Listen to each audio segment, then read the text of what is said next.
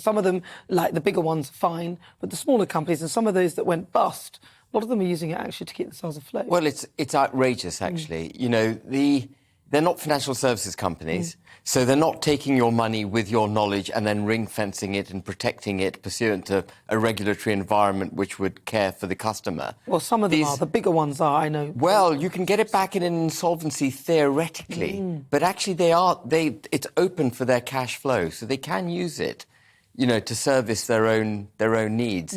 And the theoretical recovery of your money, I mean, good luck. You know, once you've got an administrator or liquidator in charge of a company, it becomes incredibly difficult. You may get something, you may get all of it back eventually, but it'll be a long, long time. So I think it's an entirely outrageous behaviour by these companies, particularly at a time when effectively with this new cap that's coming, which is quite different to the last energy cap, this new cap effectively is the government underwriting energy companies' sales to some extent. So energy companies are already getting a big government handout to cope with the higher prices. You know, obviously that gets passed on to us, but there's a government buyer. From the taxpayer. Well, I don't know if it's a lump sum, but they're being paid out. You know, so their customer, to a very significant extent, is now His Majesty's government, which means that they've got a blue chip guarantee, and they shouldn't be using this difficult time to fill their coffers.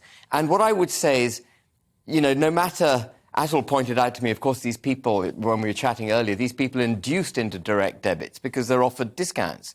But no matter what the discount, don't do a direct debit. I've never done one. I never pay on a presented bill. I always read my gas meter, and I will never go on a remote meter either. I want control of my thing. You know, so I think the advice to people is ignore grant shafts, because that was a load of garbage, wasn't it? Terrible. Take control of your own lives and start by cancelling your direct debit. What do you think? What's your view on this, Atul? What we're seeing is the symptom of a fundamentally broken energy market. This is behaviour that happens when the regulator has been captured by the suppliers, when there isn't any competition. I don't know if anyone of your viewers has recently tried to switch an energy company. I tried a few months ago. No chance. No one. Everything is frozen.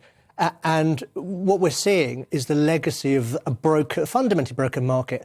And when the market can't provide, actually, nationalisation, state provision, is a legitimate option. It's the right option. And as we've seen with the rail companies, actually, when a company goes bust, bring it into state ownership, and at least then we will have some accountability, because we have no market accountability, we have no regulatory accountability, but if the government owns it, at least there's some accountability through our politicians, because we know there'll be scrutiny. Well, you think they would have done that with Bulb, because obviously they went bust, and then I think we bailed them out to a tune of about 6.5 billion. It's mad, completely mad. But then there's still a private company. I don't understand. But Bulb is a really good example of government policy screwing up. So the government bails it out for 6.5 billion, hands it over to another private enterprise, which will no doubt make shed loads of money out of this underwritten position again. And, I mean, I think, on the whole, I'm against nationalisation. But what about in this... But in this specific case where there genuinely isn't competition, privatisation only works if there's genuine competition. There isn't genuine competition with the rail network. You know, you get a mini monopoly, and then you rely on the regulator fulfilling their obligation, which is terribly difficult. And it's the same with these companies. We call them energy companies. By the way, they're not energy companies. What they do is they buy energy wholesale and then sell it retail, and they try and make a cut. They're just filthy brokers.